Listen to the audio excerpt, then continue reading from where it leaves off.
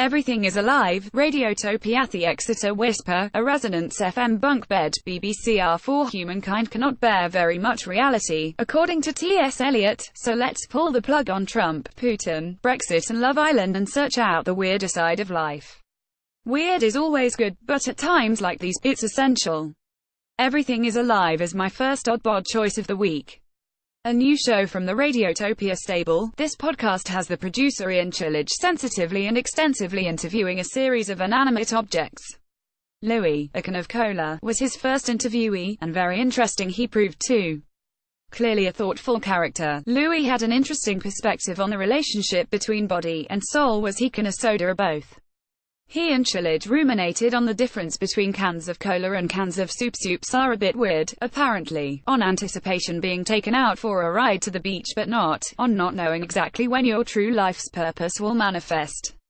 It was great, honestly. The show isn't scripted, but the actor playing Louis Kornfeld knew exactly who his character was, and, thus, so did we. Everything is Alive has its own realness, the enveloping authenticity of good films and theatre and novels. Frankenstein's monster has feelings, so why would a can of cola have them too? Plus, all the facts in the show are true.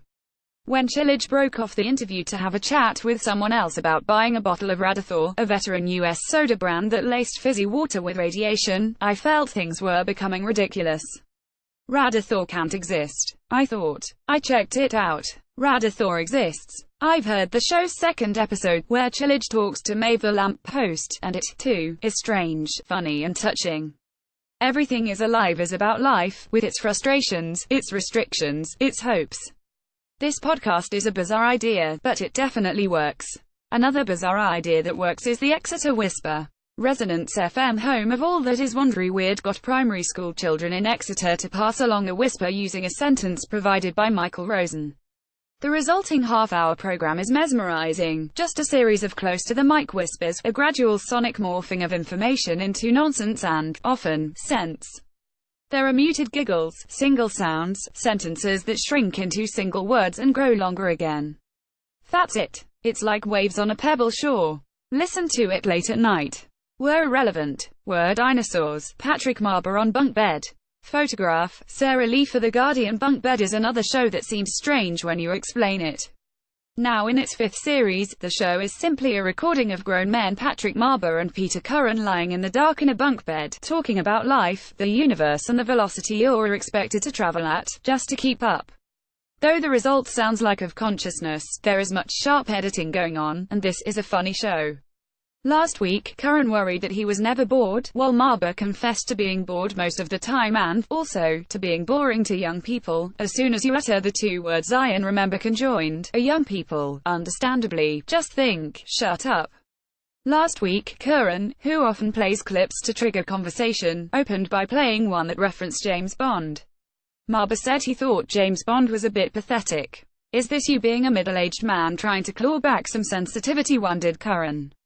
And, later, are you still a nasty piece of work? Marber's contributions included, were you a bit Spandau and all I can see is old Mark Curran in a pair of grey shorts. They do make me laugh. I think we're entering the pompous stage of our lives, remarked Marber. Pontification occurs in your 60s, were pre-pontification. Actually, they're both quite modest, and it's nice to hear middle-aged blokes talking humorously about their mundanities, as opposed to bigging up their supposedly impressive achievements. Taking a bath in the weird is always refreshing. 3 cultural podcasts for the curious sound matters. Bang Olufsen. This sporadic podcast were in Series 3, which is about cities, is an audio delight. Whether recreating sounds from ancient instruments, wondering which sounds are good or bad, or visiting the chaotic soundscape of New Delhi, Sound Matters is of absorbing content and, obviously, it sounds great. Presenter Tim Hinman, teetering delightee on the edge of pretentiousness, never underestimates the listener. In the most recent episode, he says he wants to make listening a creative act, converting sound into art. The art detective history hit Oxford University art historian Dr. Janina Ramirez takes us on a lively journey through different artworks with other historians, writers and creatives. Artworks is loosely defined, so you have historical novelist Kate Moss talking about the Notre Dame du Tour in Toulouse, a church writer and consultant historian Rebecca Ridial discussing the play via pictures, and Neil Gaiman on the Victorian painter Richard Dadd. Ramirez is an upbeat interviewer, and these podcasts are fun and informative. The Museum of Lost Objects BBC podcasts. This podcast began 2 years ago. Time for an update and traces the histories of antiquities and landmarks that have been destroyed or looted in Iraq, Syria, India and Pakistan. Presenter Kanish Tharol talks to experts about sculptures, tombs, monasteries, temples that were once revered and have been destroyed. A depressing mission, but the experts and archaeologists are phlegmatic and enlightening. The presence of war is a constant. The fighters oblivious or worse to the culture they are grinding into dust. These programs are important records of what once was.